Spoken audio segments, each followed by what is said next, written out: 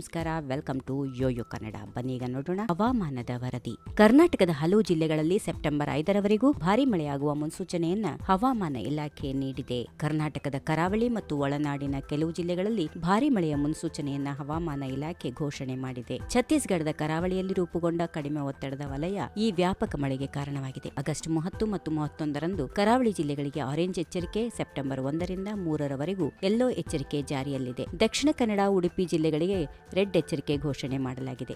ದಕ್ಷಿಣ ಕನ್ನಡ, ಉತ್ತರ ಕನ್ನಡ, ಉಡುಪಿ ಜಿಲ್ಲೆಗಳಿಗೆ orange alert ಘೋಷಣೆ ಮಾಡಲಾಗಿದೆ. ಬೆಳಗಾವಿ, ಧಾರವಾಡ, ಚಿಕ್ಕಮಗಳೂರು, ಕೊಡಗು, ಶಿವಮೊಗ್ಗ ಜಿಲ್ಲೆಗಳಿಗೆ ಯೆಲ್ಲೋ ಅಲರ್ಟ್ ಘೋಷಣೆ ಮಾಡಲಾಗಿದೆ. ವಿಜಯನಗರ, ತುಮಕೂರು, ರಾಮನಗರ, ಮೈಸೂರು, ಮಂಡ್ಯ, ಕೋಲಾರ, ಹಾಸನ, ದಾವಣಗೆರೆ, ಚಿತ್ರದುರ್ಗ, ಚಿಕ್ಕಬಳ್ಳಾಪುರ, ಚಾಮರಾಜನಗರ, ಬೆಂಗಳೂರು ಗ್ರಾಮಾಂತರ, ಬೆಂಗಳೂರು ನಗರ, ಯಾದಗಿರಿ, ವಿಜಯಪುರ, ರಾಯಚೂರು, ಕೊಪ್ಪಳ, ಕಲಬುರಗಿ, ಹಾವೇರಿ, ಗದಗ, ಬೀದರ್ ಜಿಲ್ಲೆಗಳಲ್ಲಿ ಕೂಡ ಮಳೆಯಾಗಲಿದೆ.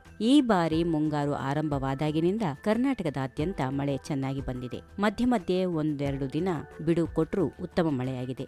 ಹವಾಮಾನದಲ್ಲಿನ ನಿರಂತರ ಬದಲಾವಣೆಗಳು. ಸದ್ಯ ಚಂಡಮಾರುತ ಪ್ರಸರಣವು ಬಂಗಾಳ ಕೊಲ್ಲಿಯ ನೈಋತ್ಯ ಭಾಗದಲ್ಲಿ ಸಂಭವಿಸಿದೆ. ಇದರಿಂದ ಕರ್ನಾಟಕದ ಬೆಂಗಳೂರು, ಕೋಲಾರ, ಚಿಕ್ಕಮಗಳೂರು, ರಾಮನಗರ, ಚಿತ್ರದುರ್ಗ, ದಾವಣಗೆರೆ, ಬೆಳಗಾವಿ, ಹಾವೇರಿ, ಹಾಸನ ಹೀಗೆ ರಾಜ್ಯದ ಬಹುತೇಕ ಎಲ್ಲಾ ಭಾಗಗಳಲ್ಲಿ ಉತ್ತಮ ಮಳೆ ಆಗ್ತಾ ಇದೆ. ಸೋಮವಾರದಿಂದ ಒಳನಾಡಿನಲ್ಲಿ ಮಳೆ ಕೊಂಚ ಕಡಿಮೆ ಆಗುವ ಲಕ್ಷಣಗಳು ಗೋಚರಿಸಿವೆ. ರಾಜಧಾನಿಯಲ್ಲಿ ಮುಂದಿನ 3 ದಿನಗಳ ಕಾಲ ಇದೇ ರೀತಿ ಹಗುರ ಮಳೆ ಹಾಗೂ ತಂಪು ವಾತಾವರಣ ಸ್ಥಿತಿ ಮುಂದುವರಿಯಲಿದೆ.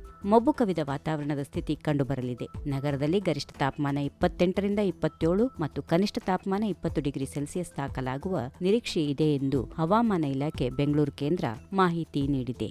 ಈ ವಿಡಿಯೋ ನಿಮಗೆ ಇಷ್ಟವಾದಲ್ಲಿ ಲೈಕ್ ಮಾಡಿ, ಶೇರ್ ಮಾಡಿ, ಸಬ್ಸ್ಕ್ರೈಬ್ ಮಾಡಿ.